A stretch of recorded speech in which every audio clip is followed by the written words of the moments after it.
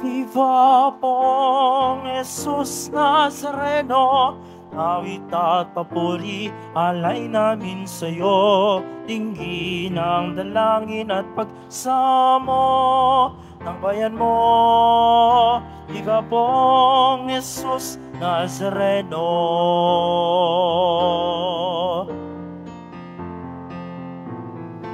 Tayo ngayon ay magtipon, sambahin ang pon.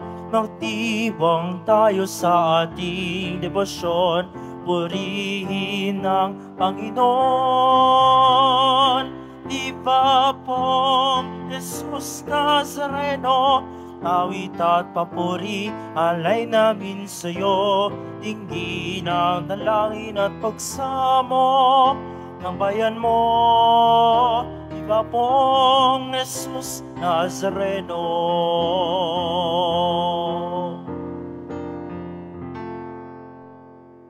Sa ngala ng Ama, at ng Anak, at ng Espiritu Santo. Amen.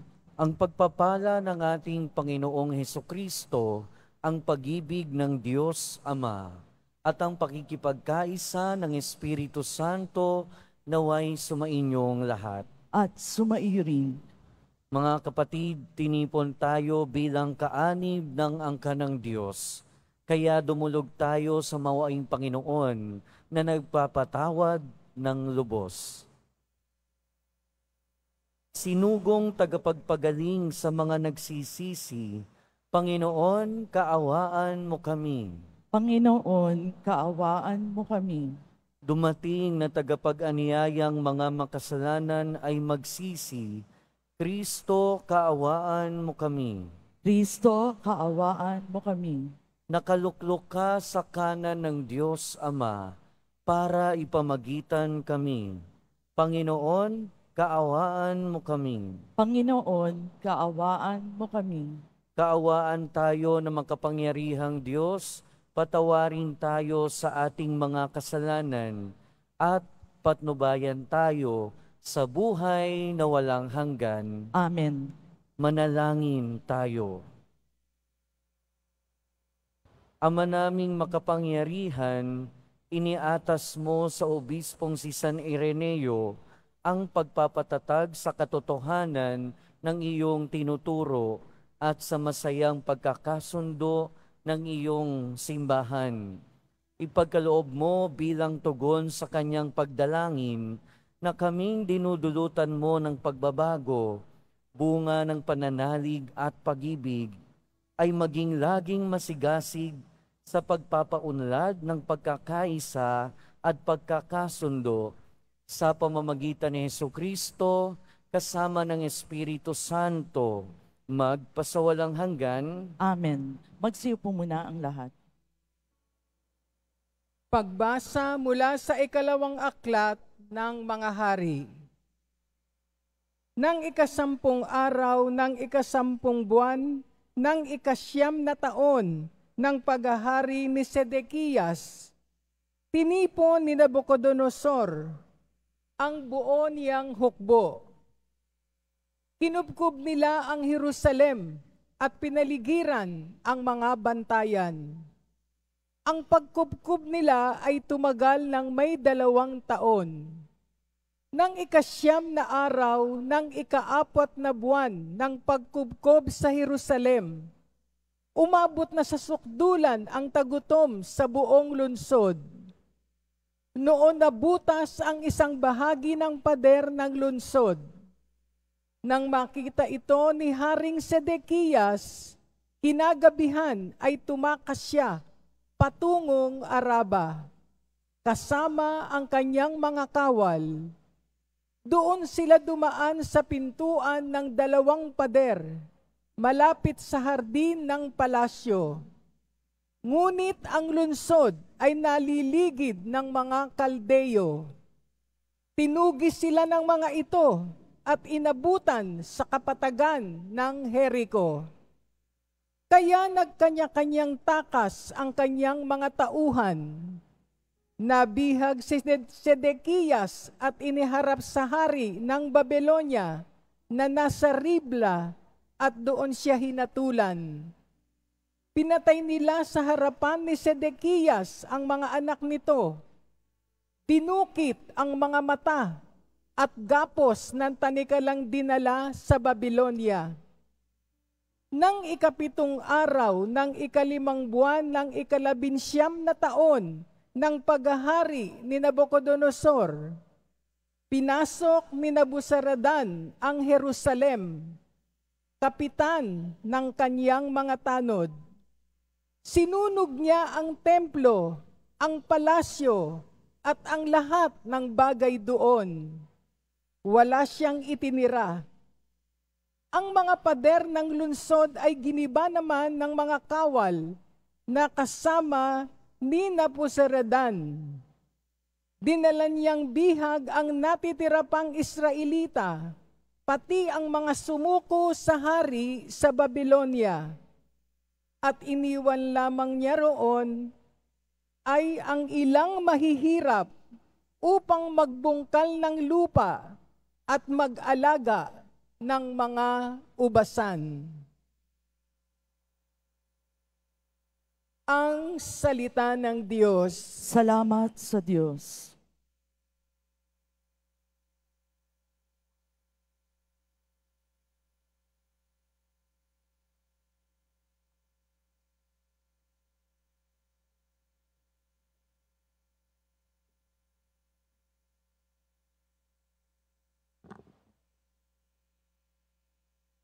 Kung ika'y aking limutin, wala na akong aawitin. Kung ika'y aking limutin, wala na akong aawitin. Sa pampang ng mga ilog nitong bansang Babylonia, kami rooy nakaupong tumatangis sa tuwina. Ang iniwan naming Siyon ay aming maaalala sa sanga ng mga kahoy sa tabi ng ilog nila. Sinasambit doon yaong dala naming lira. Kung ika'y aking limutin, wala na akong aawitin. Sa amin ay inyutos, nang sa amin ay lumupig. Naaliwin namin sila ng matamis naming tinig. Tungkol sa Siyon, yaong paksa niyong nais nilang awit. Kung ika'y aking limutin, wala na akong aawitin. Paano namin aawitin ang awit ng Panginoon? Samantalang bilang kami nangangibang bayan doon. Ayaw ko nang ang lira ko'y hawakan pa at tugtugin. Kung ang bunga ng sa pagtugtog, limutin ang Jerusalem. Kung ika'y aking limutin, wala na akong aawitin. Di na ako aawit pa kung ang lundong sasapitin. Sa isip ko't ala-ala, ika'y ganap na limutin. Kung ang kaligayahan mo ay hindi ko hahangarin. Kung ika'y aking limutin, wala na akong aawitin. Magsitayo na po ang lahat.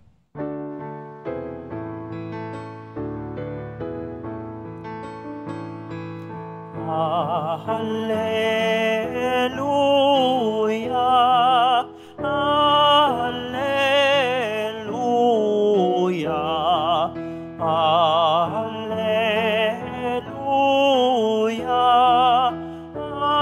hallelujah.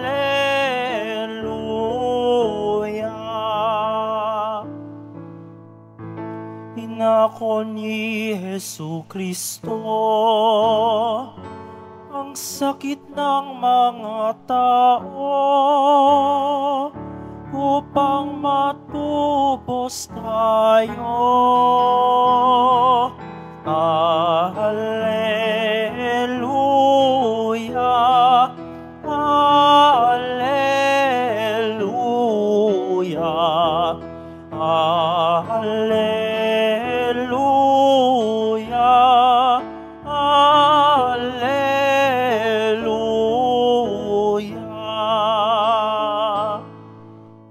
Sumainyo ang Panginoon. At sumairin.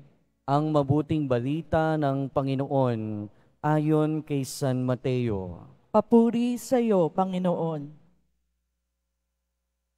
Nang makababa si Jesus mula sa bundok, sinundan siya ng napakaraming tao. Lumapit sa kanya ang isang ketongin at lumuhod sa harapan niya. Ginoo, ang wika niya, kung ibig po ninyo, ako inyong mapagagaling. Hinipo siya ni Jesus at sinabi, ibig ko, gumaling ka, at pagdakay nawala ang kanyang ketong. Huwag mo itong sasabihin kanino man, bilin ni Jesus. Pumunta ka at pasuri sa saserdote. Pagkatapos maghandog ka ng haing iniuutos ni Moises bilang patotoo sa mga tao na magaling ka na. Ang mabuting balita ng Panginoon. Pinupuri ka namin, Panginoong Hesukristo. Magsiupo muna ang lahat.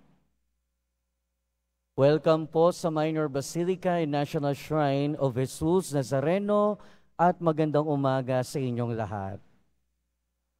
Ngayon po ay Friday and Friday is Quiapo Day, araw ng ating pagdedebosyon sa mahal na poong Jesus Nazareno, kaya siya ay pasalamatan natin. Ngayong araw din ay pinagdiriwang natin, iginugunita natin ang kapistahan ni San Ireneo, obispo at martir. Si San Ireneo, konti lang yung nalalaman natin tungkol sa kanya. Kasi nabuhay siya around 100 years pagkatapos umakyat sa langit ng ating Panginoong Hesukristo. Pero si San Ireneo, bukod sa pagiging obispo at martir, siya ay nakapagsulat ng maraming aklat tungkol sa pananampalataya at pinagtanggol niya ang ating pananampalataya laban sa mga heresiya o yung mga nagtuturo ng hindi wasto tungkol sa ating pananampalataya.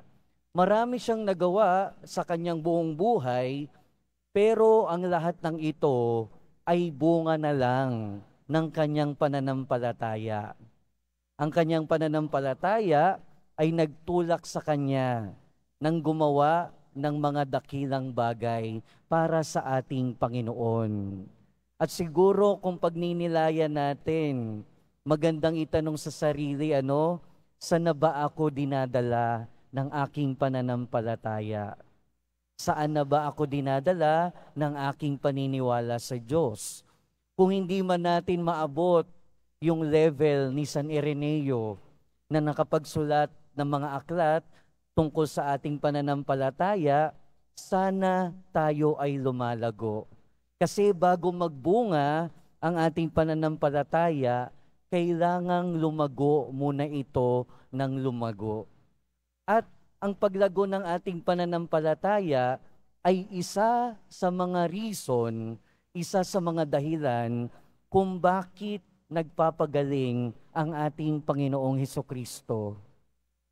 Karaniwan, ang karanasan ng pagpapagaling ng ating Panginoong Hesukristo ay dahil sa kanyang awa at malasakit sa kanyang kapwa. And basically speaking, pwede nating sabihin na ito din naman yung karanasan ng ketongin sa ating ebanghelyo. Dahil siya ay naawa, dahil siya ay nagmalasakit dito sa ketongin, kaya niya pinagaling. At pag sinabi natin ketongin, noong mga panahon na yon, ang mga ketongin ay yung itinuturing natin na nasa laylayan ng lipunan. Siyempre, pagkaketongin, nung mga panahon na yon, bawal silang lumapit sa mga tao at tinuturing silang madumi. Tinuturing ka na ngang madumi, bawal ka pang lumapit sa tao, bawal kang lumapit sa templo, bawal kang pumasok sa templo, and so talagang nararamdaman na nila na sila ay hindi kasali, na sila ay malayo sa mga tao, na sila ay nasa laylayan ng lipunan. Pero si Jesus o ang kitonging ito ay naglakas loob, no lumapit sa ating Panginoong Hesukristo.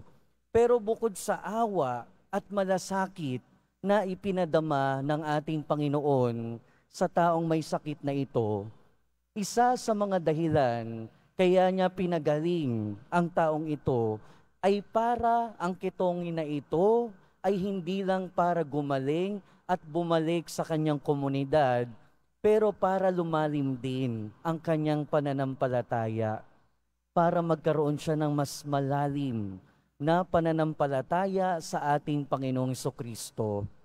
At sa karanasan natin sa ating buhay, siguro hindi lang natin napapansin o siguro hindi lang natin nalalaman, pero maraming kilos ang ating Panginoon sa ating buhay na dapat nagpapalalim ng ating pananampalataya.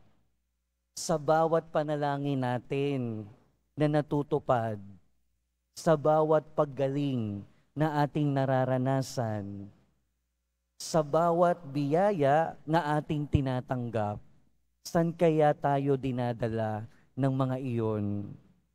Supposedly, sa mas malalim na pananampalataya.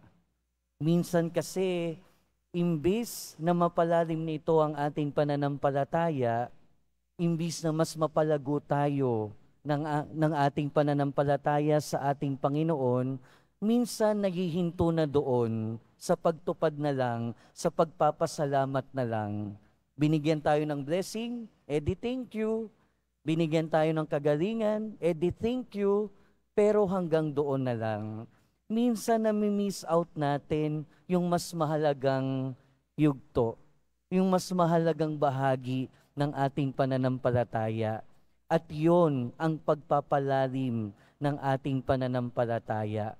At yun yung naging problema ng mga Hudyo na pinapakita sa ating unang pagbasa. Narinig natin na kung paanong yung hari, ay napasakamay ng mga ni Haring Nebuchadnezzar, ang hari ng Babylonia. At itong mga pangyayaring ito ay yung exile na. Pinagindapat ng Panginoon ng mga Israelita na sila ay mapasakamay ng mga kalaban. Pero hindi dahil pinarurusahan sila ng Panginoon. Hindi dahil pinababayaan sila ng Panginoon. At lagi nating tatandaan na ang Diyos ay hindi Diyos na nagpaparusa. Ang Diyos ay hindi Diyos na nagpaparusa at nagpapabaya.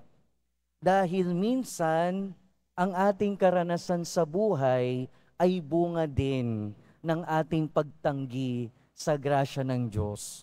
Sa grasya na mapalalim ang ating pananampalataya.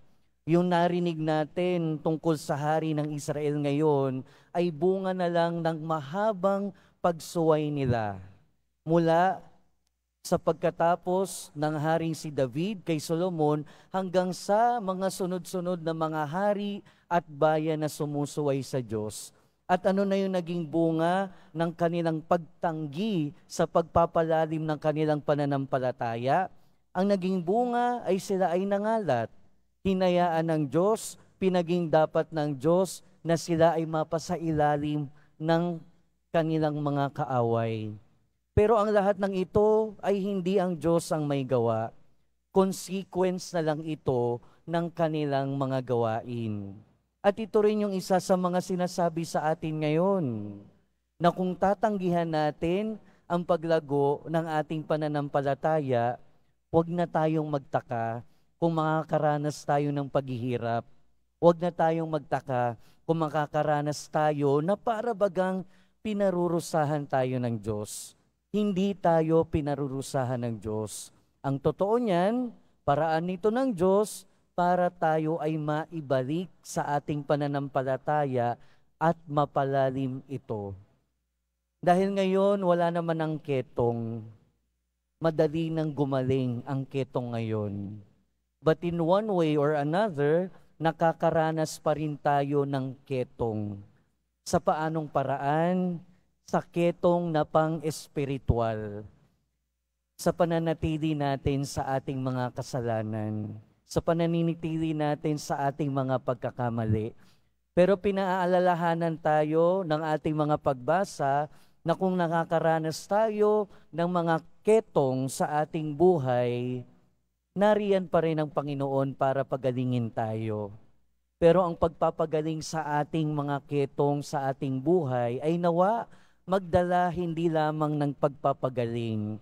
Nawa magdala din ito ng ating pagpapalalim sa ating pananampalataya na magdadala sa atin ng bunga ng ating pananampalataya. At nawa sa pagdala nito sa ating bunga, sa pagdulot nito sa bunga ng ating pananampalataya, tayo rin ay maging instrumento ng pagpapagaling sa ating kapwa. Dahil bilang Kristiyano, ito rin yung panawagan sa atin na tulad ni Kristo, tayo din ay maging instrumento ng pagpapagaling sa ating kapwa. Amen. Magsitayo na po ang lahat.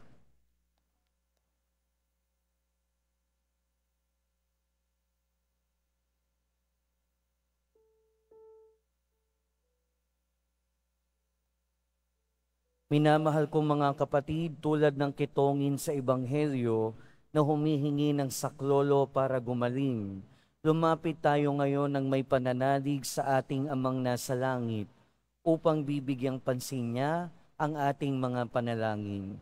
At sa bawat panalangin, Panginoon, pagalingin mo kami ng iyong biyaya. Panginoon, pagalingin mo kami ng iyong biyaya. Ang simbahan naway hindi magkulang sa kanyang pagtanggap sa mga isinasantabi at nakakaligtaan ng lipunan. Manalangin tayo. Panginoon, pagalingin mo kami ng iyong biyaya. Ang mga nagsasaliksik sa paggamot, naway gabayan ng Panginoon upang makatuklas sila ng angkop na gamot sa mga sakit na hindi pa nalulunasan. Manalangin tayo. Panginoon, pagalingin mo kami ng iyong biyaya. Ang ating komunidad naway tumulong ng may pag-ibig at kalinga sa mga taong nakakaligtaan ng lipunan. Manalangin tayo. Panginoon, pagalingin mo kami ng iyong biyaya. Ang mga may sakit, mga nagdarahop, at mga nalulumbay, naway tumanggap ng pag-aalay mula sa kanilang mga kapatid na Kristiyano. Manalangin tayo. Panginoon, pagalingin mo kami ng iyong biyaya. Ang mga yumaong nananalig kay Kristo, naway tanggapin sa paghahari ng Panginoon. Manalangin tayo. Panginoon, pagalingin mo kami ng iyong biyaya. Ama naming Diyos, pinalalakas kami sa aming pananalangin ng iyong mga handog na kagalingan at kapayapaan. Hinihiling namin ito sa pamamagitan ni Kristo na aming Panginoon. Amen. Magsipo muna ang lahat.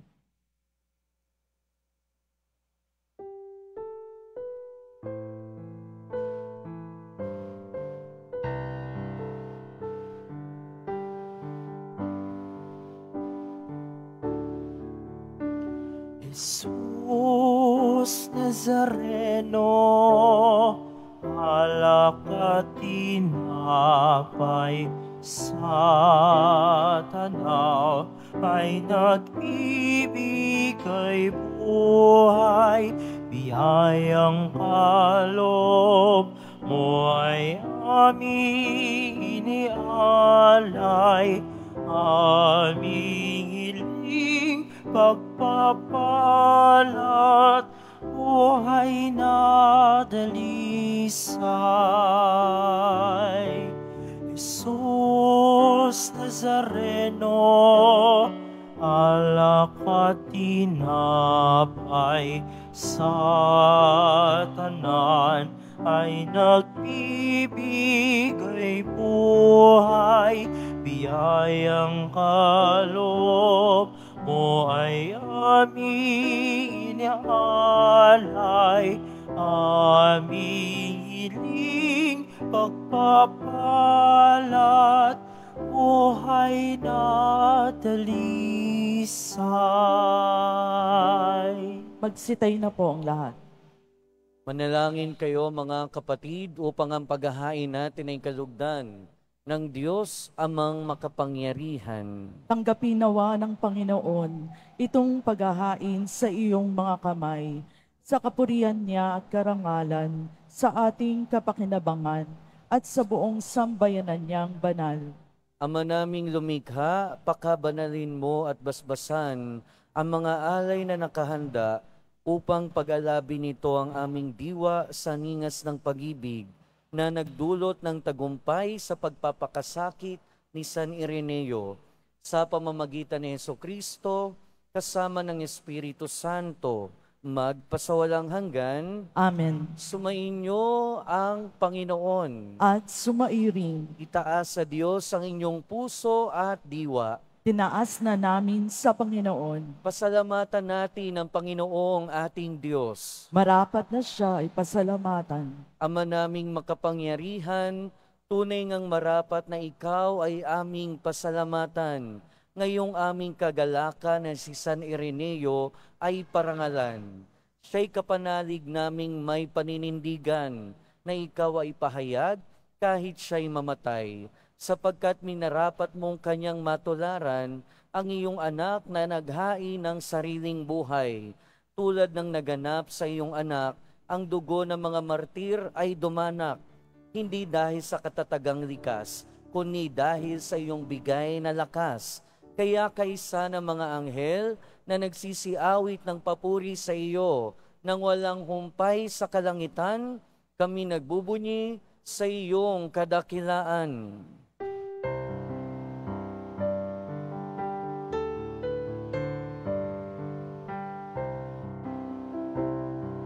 Santo, Santo, Santo, Panginoong Diyos ng mga hukbo, napupuno ang langit at lupa ng kadakilaan mo.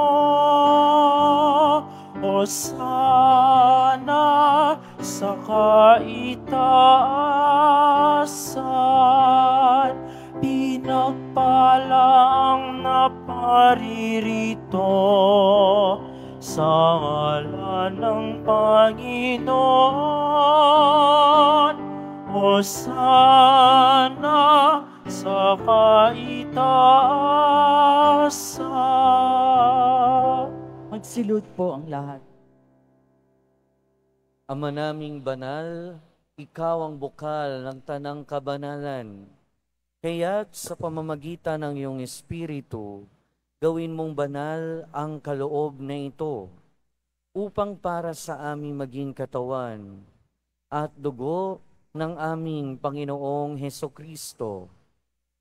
Bago niya pinagtiis ang kusang loob na maging handog, hinawakan niya ang tinapay, pinasalamatan kaniya, pinaghati-hati niya iyon, iniabot sa kanyang mga lagad at sinabi, "Tanggapin ninyong lahat ito at kanin.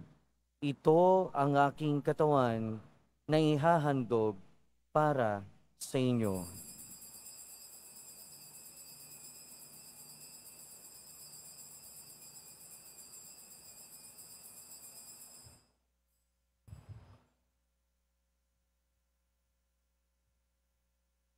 Gayun din naman noong matapos ang hapunan, hinawakan niya ang kalis, muli kanyang pinasalamatan.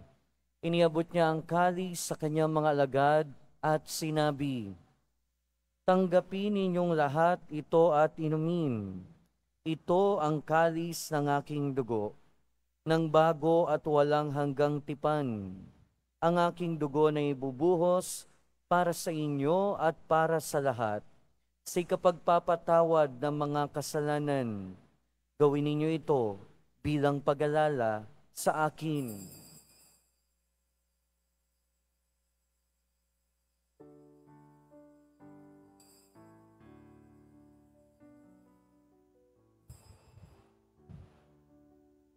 Magsitayo na po ang lahat. Ipagbunyi natin ang misteryo ng pananampalataya. Si Kristo'y namatay, si Kristo'y nabuhay, si Kristo'y babalik sa wakas ng panahon. Ama, ginagawa namin ngayon ang pag-alala sa pagkamatay at muling pagkabuhay ng iyong anak. Kaya't iniaalay namin sa iyo ang tinapay na nagbibigay buhay at ang kalis na nagkakaloob ng kaligtasan. Kami nagpapasalamat dahil kami iyong minarapat na tumayo sa harap mo para maglingkod sa iyo. Isinasamo namin kaming magsasalo-salo sa katawan at dugo ni Kristo ay mabuklod sa pagkakaisa sa pamamagitan ng Espiritu Santo. Ama, lingapin mo ang iyong simbahang laganap sa buong daigdig. Puspusin mo kami sa pag-ibig kay San Francisco na aming Santo Papa at ni Jose na aming Obispo at ng Tanang Kaparian. Alalahanin mo rin ang mga kapatid naming nahimlay nang may pag-asang sila'y muling mabubuhay, gayon din ang lahat ng mga pumanaw. Kaawaan mo sila at patuloyin sa iyong kaliwanagan. Kaawaan mo at pagindapating kaming lahat na makasalo sa iyong buhay na walang wakas. Kaysa ng mahal na Birheng Maria na Ina ng Diyos, ng kabiyak ng puso niya si San Jose, kaysa ng mga apostol ni San Juan Bautista, San Ireneo, at ng lahat ng mga banal na namuhay dito sa daigdig ng kalugod-lugod sa iyo. Maipagdiwang nawa namin ang pagpupuri sa ikararangal mo sa pamamagitan ng iyong anak na aming Panginoong Hesukristo.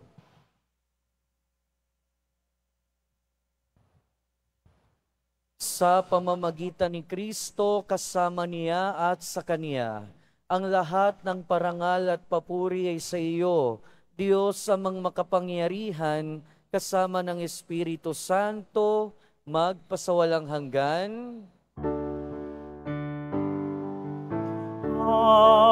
Amen. Amen. Amen.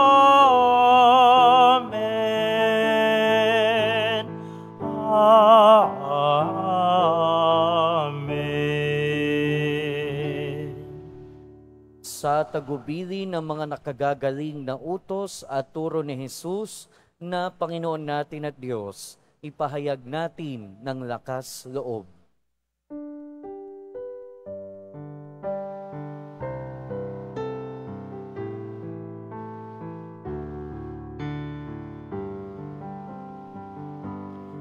Ama namin, sumasalangit ka, sambahin ang ngalan mo, mapasamin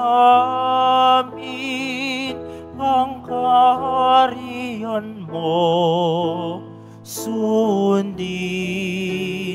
ang loob mo. Dito sa lupa para ng sa langit.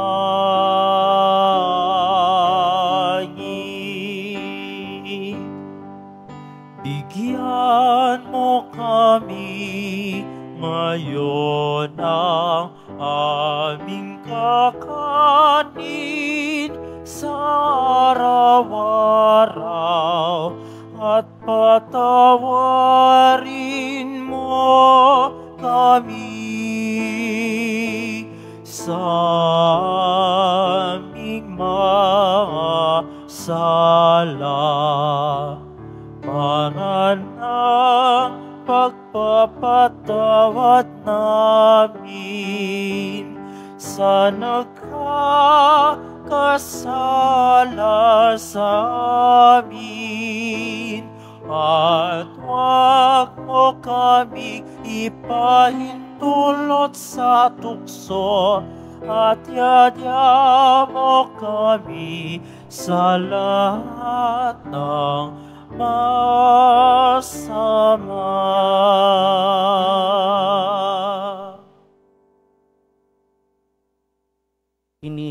namin kami edya sa lahat ng masama, pagkalooban ng kapayapaan araw-araw, iligtas sa kasalanan at ilayo sa lahat ng kapahamakan, samantalang aming pinananabikan ang dakilang araw ng pagpapahayag ng tagapagligtas naming si Hesukristo. Sapagkat iyo ang karian at ang kapangyarihan at ang kapurihan magpakailanman. Amen. Panginoong Hesukristo, sinabi mo sa iyong mga apostol, kapayapaan ang iniiwan ko sa inyo, ang aking kapayapaan ang ibinibigay ko sa inyo. Tunghayan mo ang aming pananampalataya at huwag ang aming pagkakasala. Pagkalooban mo kami ng kapayapaan at pagkakaisa ayon sa iyong kalooban, kasama ng Espiritu Santo, magpasawalang hanggan. Amen. Ang kapayapaan ng Panginoon ay laging sumainyo. At sumayo rin. Magbigayan kayo ng kapayapaan sa isa't isa. Peace po.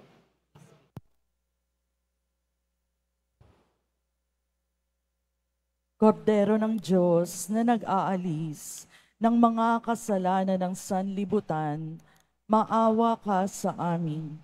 Kordero ng Diyos na nag-aalis ng mga kasalanan ng sanlibutan, maawa ka sa amin. Kordero ng Diyos na nag-aalis ng mga kasalanan ng sanlibutan, ipagkaloob mo sa amin ang kapayapaan. Magsilod po ang lahat.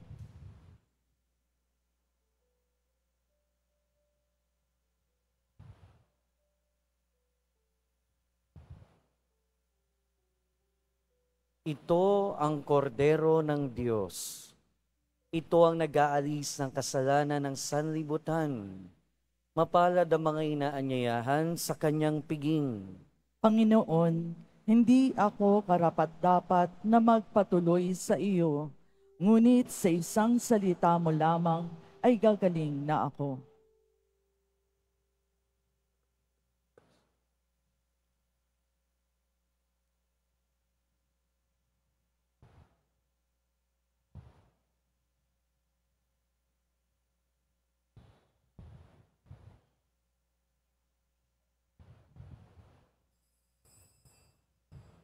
Para sa lahat ng tatanggap ng banal na komunyon, sasagot po tayo ng amen pagkasabi ng pari o ng lay minister ng katawan ni Kristo at isuwagad sa bibig bago umalis sa harapan ng pari o lay minister. Sumunod po tayo.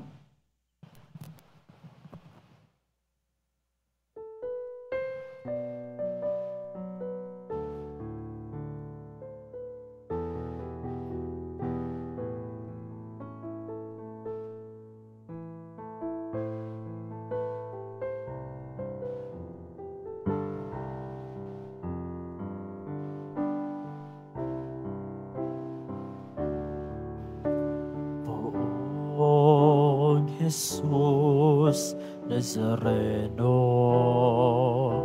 salamat po sa pag-ibig mo.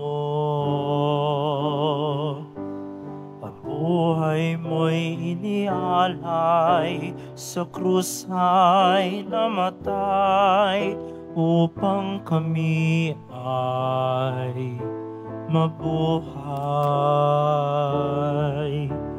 Poong Jesus Nazareno,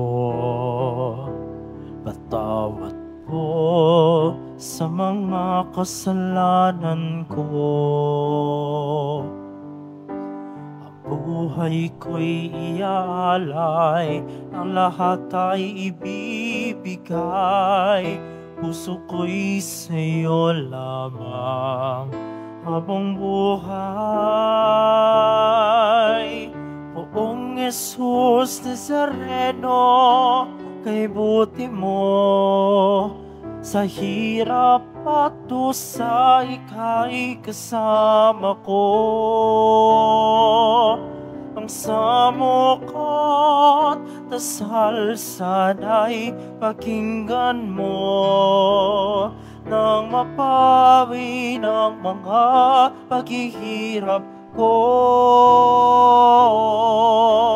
Poong Jesus Nazareno, salamat po. Ang iyong pagmamahal ay nadarama ko. Ngayon at magpakailanman, ika'y purihin ko. Mahal na Poong Jesus Nazareno.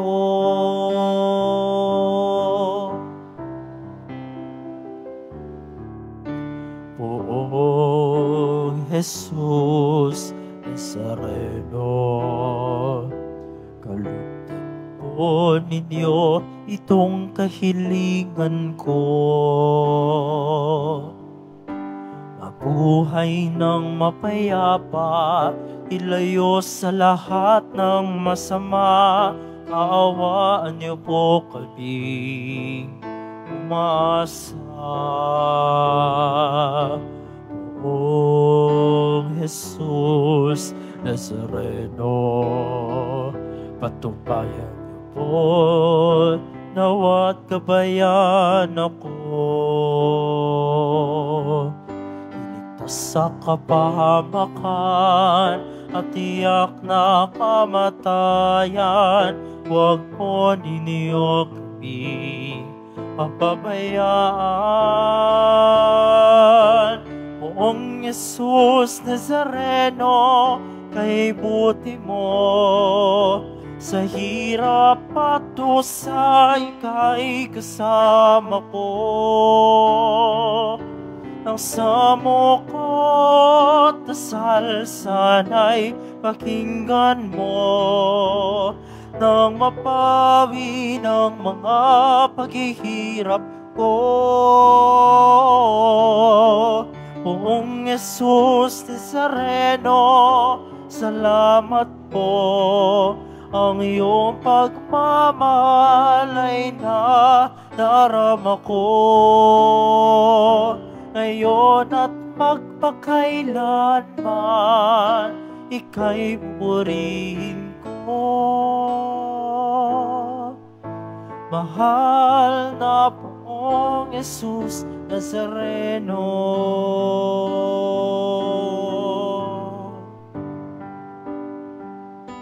Mahal na Poong Jesus Nazareno.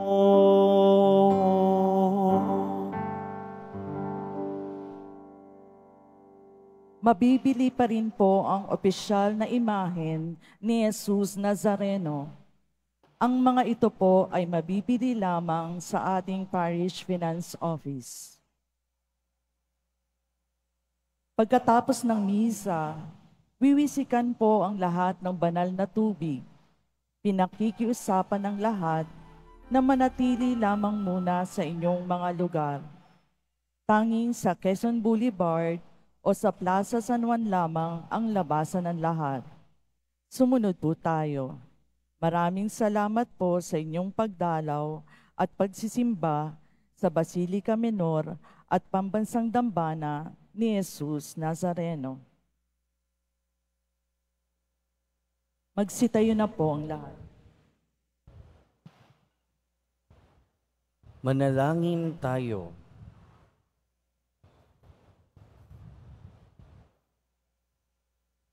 Ama naming mapagmahal, ang tinanggap naming banal na pakikinabang ay magdulot nawa sa amin ng katatagan na nagkakaloob ng katapatan sa paglilingkod at tagumpay sa pagtitiis ng pagsubok sa iyong martir na si San Ireneo sa pamamagitan ni Jesucristo kasama ng Espiritu Santo magpasawalang hanggan. Amen. Sumainyo ang Panginoon. At sumaiyo rin. Mahal na Poong Jesus Nazareno, inihayag mo sa pamamagitan ng krus ang walang maliw na pag-ibig ng Diyos sa sangkatauhan. Pakinggan mo ang kahilingan ng iyong angkan na nagsusumamo sa iyo. Makamtanawa nila ang iyong katugunan at tanggapin ang kasagutan na may utang na loob na tinatanaw. Basbasan din po ninyo ang mga dala-dala nilang mga imahen at dasalan. Sa pamamagitan ng bendisyon na ito, naway maalala nila ang mga pangako nila noon sa binyag, na ikaw lamang ang kanilang iibigin at paglilingkuran bilang Panginoon, magpasawalang hanggan. Amen. At pagpalain kayo ng makapangyarihan at mapagmahal na Diyos, ng Ama at ng Anak at ng Espiritu Santo. Amen. Humayo kayong taglayang kapayapaan at pag-ibig ng Poong Jesus Nazareno. Salamat sa Diyos.